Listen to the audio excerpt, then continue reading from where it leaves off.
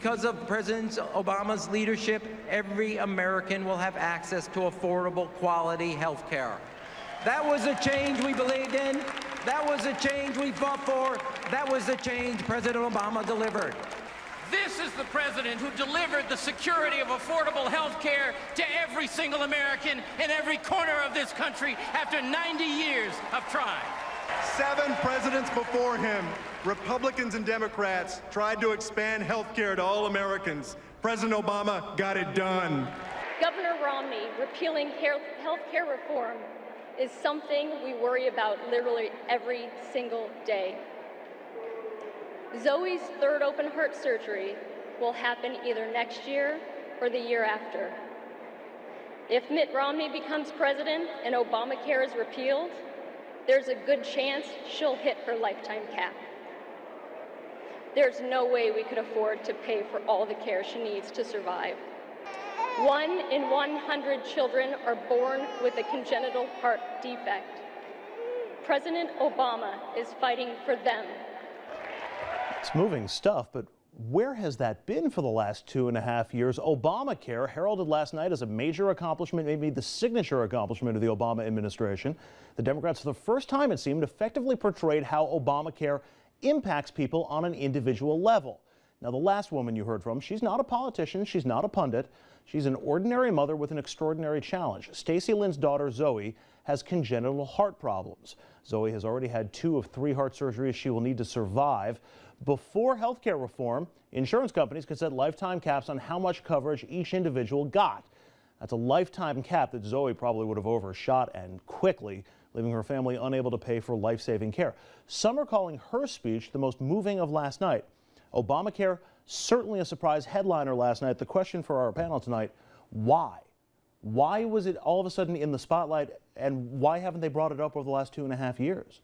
I think that's a great question. I think one of the biggest mistakes that the Democratic Party made as a whole, including President Obama, is that they did not come out forcefully and clearly articulating the benefits and the value and making the case for Obamacare. I think they should have, from day one, once they passed that bill, they should have owned it. They should have been out there. They should have been educating people. And I think another mistake, just as a former operative, I can tell you, when those huge town hall meetings they had were a big mistake. They should have broken those down into very small groups, met with small groups within the business community, the small business community, who is a major beneficiary of Obamacare.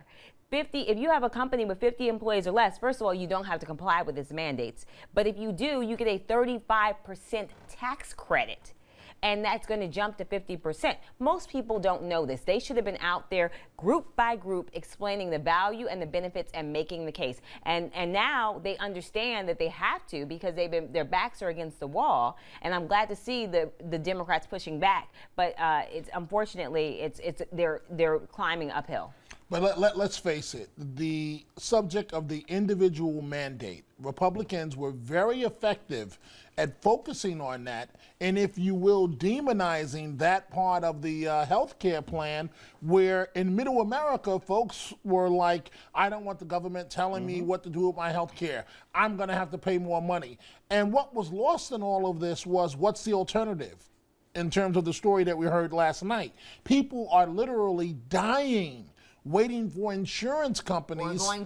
Or going bankrupt, one or the other. And so Democrats, I mean, you got 2 choices at this point. Either you embrace it and sell it, or you continue to run away from it, and you're not going to run away from it because Team Romney is going to make sure. So you have to embrace it, and you got to point out the positives. And ultimately, if they continue to point out the positives in the fashion that we saw last night, this may quickly turn around the polling, which is in the middle and on the fence. This is what Republicans have done for years, which is they take an unpopular position on a subject, and they don't care what the polls say because they figure they can win voters over and convince them that they're right.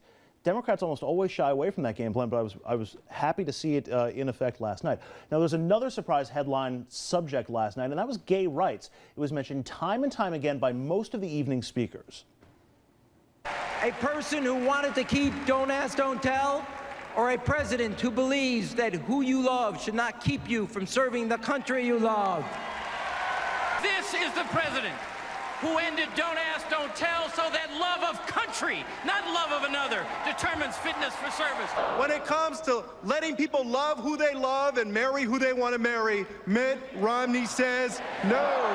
Proud Americans can be who they are and boldly stand at the altar with who they love. And it was 3.5 months ago, in May, when Joe Biden's offhanded comment on same-sex marriage basically forced the president's hand on the issue. Now it seems to be something of a rallying cry. Good move for the Democrats to embrace same-sex marriage and gay rights? I think it was a great move by the Democrats, and I'm glad that Joe Biden pushed the issue. He was right. He was absolutely right on this issue, because the reality is that the bigger concern, I think, on the part of the Democrats was that they would lose some support in the African-American community, where the polling for gay marriage was not very good. And so, but what the Democrats missed, a miscalculation from my perspective, is that African Americans aren't going to vote or not vote based on whether someone supports gay marriage or not. It's not high. It's not an issue high enough of that level of importance. So I think that by embracing it, first of all, they are making history, which is important. And I think Democrats need to do what Deval Patrick said in his speech. And Deval Patrick said this: grow a backbone and don't be afraid to stand up for what you believe in. And most Democrats, by and large, support gay marriage. And it's important that that they come out and say what they feel. All right, we're going to leave it there. We're going to take a quick break. When we come back, the focus of tonight's Man on the Evening, Bill Clinton. Does his speech tonight threaten to overshadow President Obama? That is next. Stay with us. Republicans in the House just do not want to see this president be successful in any manner to the detriment of the nation, and that's not what this is supposed to be. We're supposed to come together. You're here, I'm there. How do we come together in the middle to do what's best for the nation?